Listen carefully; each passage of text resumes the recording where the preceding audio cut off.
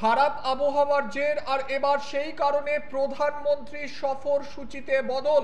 এই মুহূর্তে বড় খবর সামনে আসছে। বৃহস্পতিবার ঠাসা কর্মসূচি প্রধানমন্ত্রী নরেন্দ্র মোদীর। বাংলা ও সিকিমের অনুষ্ঠানে যোগ দেওয়ার কথা ছিল তার, কিন্তু খারাপ আবহাওয়ার কারণে সেই সফর সূচিতে কাটছাঁট করতে হয়েছে। কি কি বদল এসেছে প্রধানমন্ত্রীর ঝটিকা সফরে? বাগডোগরা বিমানবন্দরে নেমে সিকিমের সরকারি অনুষ্ঠানে যোগ দেওয়ার কথা ছিল মোদীর। সিকিমের পূর্ণাঙ্গ রাজ্যের স্বীকৃতি পাওয়ার 50 বছর পূর্তি উপলক্ষে সরকারি অনুষ্ঠানে আমন্ত্রিত ছিলেন নরেন্দ্র মোদী, কিন্তু আবহাওয়া খারাপ থাকার কারণে মোদীর সিকিম যাওয়া হচ্ছে না। সূত্রের খবর, বাগডোগরা বিমানবন্দর থেকে ভার্চুয়ালি সিকিমের অনুষ্ঠানে যোগ দেবেন প্রধানমন্ত্রী। কথা ছিল সকাল 8টা 5 মিনিটে দিল্লি এয়ারপোর্ট থেকে বিমানে বাগডোগরার উদ্দেশ্যে রওনা দেবেন মোদী। 10টায় বাগডোগরা এয়ারপোর্টে পৌঁছাবেন।